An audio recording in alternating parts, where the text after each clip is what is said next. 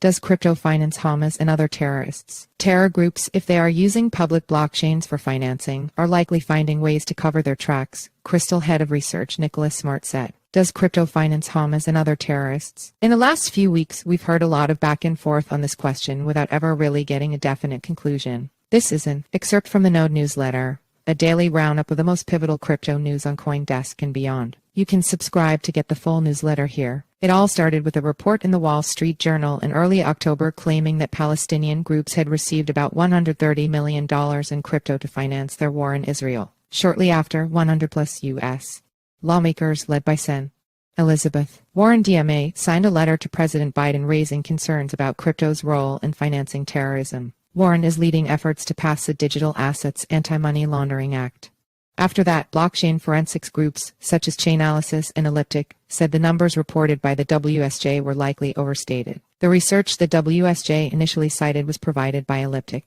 The estimates, Chainalysis wrote, included funds not explicitly related to terrorism financing. Experts like Chainalysis argue that blockchains help reveal illicit funding flows, which is why Hamas actually disavowed crypto fundraising back in April. Its supporters were getting wrapped up precisely because they used public cryptocurrency networks, like Crystal, allowing intelligence agencies to track them. The crypto community, led by commentator Nick Carter, has called for the WSJ to disavow its original report, lest it poison the wider debate about crypto regulation. But the WSJ has refused to do so. And in fact, this weekend it showed why the question of crypto financing of terrorism is so complicated. The new report, based on findings from Israel's National Bureau for Counterterror Financing, shows that Hamas has moved on from using Bitcoin, instead preferring the Tether stablecoin and the Tron blockchain. Per the report, the use of crypto by the Gaza money exchanges was more sophisticated than Hamas's earlier fundraising efforts in Bitcoin. Digital wallets connected to the companies moved funds overwhelmingly in the form of the stablecoin Tether on a blockchain system called Tron, which has heightened user privacy.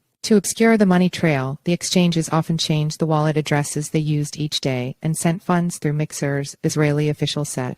Intelligence chiefs say Hawala networks, informal remittance systems, have funneled millions of dollars from Iran to Hamas's military wing, and that the wallets identified and targeted by Israel are probably just a fraction of those in existence. Mixers combine currency transactions, making them harder to trace.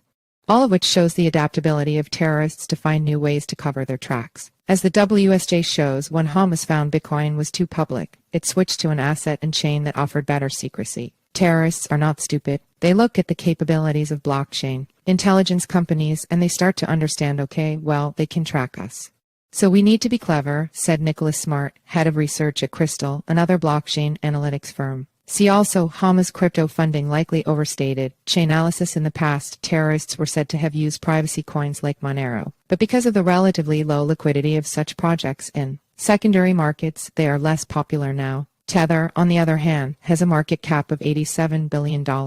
Smart said there are limits to what online researchers like himself can unearth. Blockchain analysis might be good at showing the raise, store and move aspects of crypto transactions, but not necessarily how the money was spent. One issue with the original WSJ reporting was it quoted numbers showing the amounts of crypto raised, but not the amount that actually reached terrorists or the front lines. Crypto solves some problems for terrorists but creates others, said Smart. Analytics reveals little about private peer-to-peer transactions, for instance. It's a big unknown how crypto is being used in covert channels. If there's a signal group between members of a terrorist group in unhosted wallets, we can't see that. That's where intelligence services earn their money and understand what's going on, Smart said in an interview. In other words, the inherent transparency of blockchains might help us to discover more about terrorism financing. But it's a mistake to think it reveals everything and that analytics firms can give us the final word on whether crypto funds groups like Hamas. Smart said we need old-fashioned human intelligence allied with the blockchain type to get at the truth of these complicated funding flows.